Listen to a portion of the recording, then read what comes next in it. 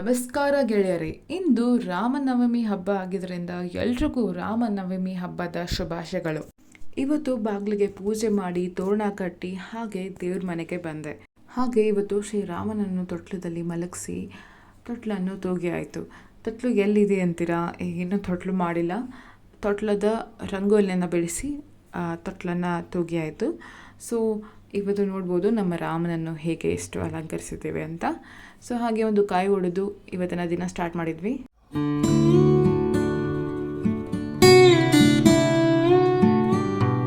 So ಇವತ್ತಿನ ನಾಷ್ಟಕ್ಕೆ ತಾಲಿಪಟ್ಟು ಮಾಡ್ತಾ ಇದ್ದೀನಿ. ಇಲ್ಲಿ ಒಂದಿಷ್ಟು ನೀರನ್ನ ಕಾಯಿಸ್ಕೊಳ್ತಾ ಇದ್ದೀನಿ. ನೀರಿಗೆ ಉಪ್ಪು ಮತ್ತು ಎಣ್ಣೆನ ಹಾಕ್ಕೊಂಡು ಹಾಗೆ ಕುದಿತಾ ಇರೋ ನೀರಿಗೆ ಜೋಳದ ಹಿಟ್ಟು, ಅಕ್ಕಿ ಹಿಟ್ಟು, ಗೋಧಿ ಹಿಟ್ಟನ್ನ ಹಾಕ್ಕೊಂಡು ಜಿಗಿಟ್ ಮಾಡ್ಕೊಳ್ತಾ ಇದ್ದೀನಿ. ಹಾಗೆ ತುರಿದಿರುವಂಥ ಕ್ಯಾರೆಟು, ಸೌತೆಕಾಯಿ, ಈರುಳ್ಳಿ ಸೊಪ್ಪು, ಹಾಗೆ ಸಬ್ಬಸಿಗೆ ಮತ್ತು ಮೆಂತ್ಯ ಸೊಪ್ಪನ್ನ ತೊಗೊಂಡಿದ್ದೀನಿ. ಸೊ ಇದನ್ನು ಈ ಜಿಗಿಟ್ ಮಾಡ್ಕೊಂಡಿರೋ ಹಿಟ್ಟಿಗೆ ಹಾಕ್ಕೊಳ್ತಾ ಇದ್ದೀನಿ. ಈ ತಾಲಿಪಟ್ಟು ಎಲ್ಲ ವಯಸ್ಸಿನವರು ಕೂಡ ತುಂಬ ಇಷ್ಟಪಟ್ಟು ತಿಂತಾರೆ. ಅಷ್ಟು ಟೇಸ್ಟಿಯಾಗಿರುತ್ತೆ, ಅಷ್ಟು ಹೆಲ್ದಿಯಾಗಿರುತ್ತೆ. ಸೊ ಇದನ್ನು ನಾಷ್ಟಕ್ಕೆ ಹಾಗೆ ವೆಯ್ಟ್ ಲಾಸ್ ಮಾಡೋರು ಕೂಡ ಇದನ್ನು ತಿನ್ಬೋದು. ತುಂಬಾ ಹೆಲ್ತ್ ಬೆನಿಫಿಟ್ಸ್ ಇದೆ. ಯಾಕಂದರೆ ನೀವೇ ನೋಡ್ಬೋದು ಎಲ್ಲ ಥರದ ತರಕಾರಿಗಳಿದೆ. ಸೊ ಇದಕ್ಕೆ ಒಂದಿಷ್ಟು ಉಪ್ಪನ್ನ ಹಾಕ್ಕೊಳ್ತಾ ಇದ್ದೀನಿ, ರುಚಿಗೆ ತಕ್ಕಷ್ಟು. ಹಾಗೆ ಖಾರ ಪುಡಿ, ಇಲ್ಲಿ 1-2 ಸ್ಪೂನಷ್ಟು ಖಾರ ಪುಡಿ ತೊಗೊಂಡಿದ್ದೀನಿ. ಹಾಗೆ ಅರಿಶಿಣದ ಪುಡಿ ಕೂಡ 1-2 ಸ್ಪೂನಷ್ಟು ತೊಗೊಳ್ಳಿ. ಸೊ ಇದಾದಮೇಲೆ ಒಂದಿಷ್ಟು ಗರಂ ಮಸಾಲ ಹಾಗೆ ಅಜ್ವೈನ ಹಾಕ್ಕೊಳ್ಳಿ. ಸೊ ಇದೆಲ್ಲ ಹಾಕ್ಕೊಂಡ್ಮೇಲೆ ಇದನ್ನು ಚಪಾತಿ ಹಿಟ್ಟಿನ ಥರ ನಾದ್ಕೋಬೇಕು. ಈಗ ನಾನು ನಾದ್ಕೊಂಡಾಗಿದೆ. ಈಗ ನಾನು ಕೊಬ್ಬರಿ ಚಟ್ನಿ ಕೂಡ ಮಾಡಾಗಿದೆ. 1-2 ಹಸಿರು ಮೆಣಸಿನ್ಕಾಯಿ ಹಾಗೆ ಕೊಬ್ಬರಿನ ಹಾಕಿ ರುಬ್ಕೊಂಡಿದ್ದೀನಿ. ಹಾಗೆ ಒಗ್ಗರಣೆ ಕೊಟ್ಟಿದ್ದೀನಿ. ಇಲ್ಲಿ ನಮ್ಮ ಶ್ರೀರಾಮನಿಗೆ ಅಂತ ಪಾನಕವನ್ನು ಮಾಡ್ತಾ ಇದ್ದೀನಿ.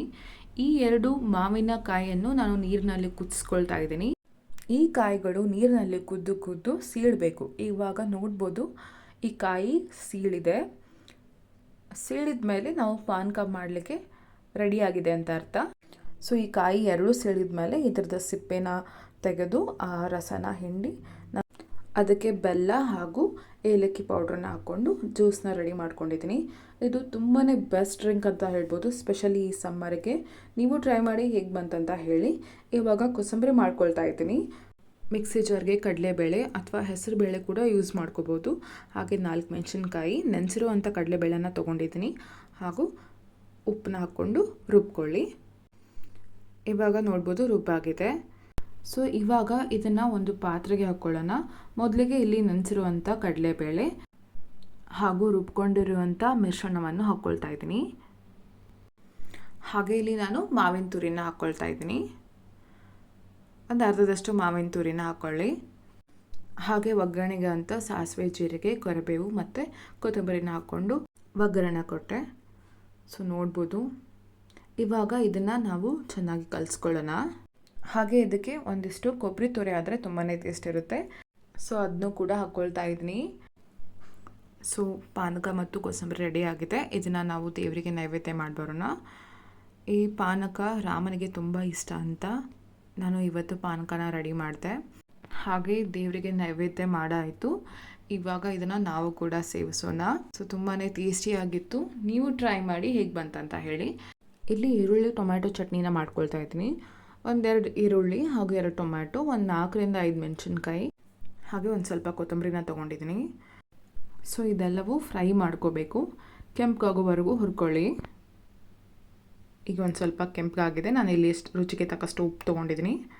ಚೆನ್ನಾಗಿ ಫ್ರೈ ಆದಮೇಲೆ ಇದನ್ನ ಸ್ವಲ್ಪ ತಣ್ಣಗಾಗಕ್ಕೆ ಬಿಟ್ಟು ಇವಾಗ ನಾವು ತಾಲಿಪಟ್ಟನ್ನ ಮಾಡ್ಕೊಳ್ಳೋಣ ಬನ್ನಿ. ಇಲ್ಲಿ ನಾನು ಬಟ್ಟೆ ಮೇಲೇ ತಟ್ಕೊಳ್ತಾ ಇದ್ದೀನಿ. ಸೊ ಕೈಯಿಂದ ಈಗ ತಟ್ಕೊಳ್ತಾ ದೊಡ್ಡದು ಮಾಡ್ಕೋಬೇಕು. ಸೊ ಇವಾಗ ಇದನ್ನ ಹಂಚ್ ಮೇಲೆ ಹಾಕ್ಕೊಳ್ತಾ ಇದ್ದೀನಿ. ಒಂದು ಸ್ವಲ್ಪ ನೀರು ಹಾಕ್ಕೊಳ್ಳಿ. ಮೇಲೆ ನೀರು ಹಾಕ್ಕೊಂಡು ಬಡಿದು ಇದನ್ನು ತೆಗೆದುಬಿಡೋಣ. ಸೊ ಕೆಂಪಗಾಗೋವರೆಗೂ ಬೇಯಿಸ್ಕೊಳ್ಳಿ. ಸೊ ನೋಡಿ ರೆಡಿ ಆಗಿದೆ ನಮ್ಮ ತಾಲಿಪಟ್ಟು. ಈಗ ಇನ್ನೊಂದು ಕೂಡ ಮಾಡ್ಕೊಳ್ತಾ ಇದ್ದೀನಿ. ಸೊ ಇದಕ್ಕೆ ಕೊಬ್ಬರಿ ಚಟ್ನಿ ಮತ್ತು ನಾವು ಮಾಡ್ಕೊಂಡಿರುವಂಥ ಈರುಳ್ಳಿ ಮತ್ತು ಟೊಮ್ಯಾಟೊ ಚಟ್ನಿ ರೆಡಿ ಆಗಿದೆ. ಇದಕ್ಕೆ ನಾನು ಒಗ್ಗರಣೆಯನ್ನು ಕೊಟ್ಕೊಂಡಿಲ್ಲ. ಸೊ ಟೇಸ್ಟ್ ತುಂಬಾ ಚೆನ್ನಾಗಿರುತ್ತೆ. ನೀವು ಕೂಡ ಟ್ರೈ ಮಾಡಿ. ಹಾಗೆ ನಮ್ಮ ವಿಡಿಯೋ ಇಷ್ಟ ಆದರೆ ಒಂದು ಲೈಕ್, ಶೇರ್, ಕಮೆಂಟ್ ಮಾಡೋದನ್ನ ಮರಿಬೇಡಿ. ಹಾಗೆ ನಮ್ಮ ಚಾನಲ್ನ ಸಬ್ಸ್ಕ್ರೈಬ್ ಮಾಡ್ಕೊಳ್ಳಿ ಫ್ರೆಂಡ್ಸ್. Thank you. ಬಾಯ್.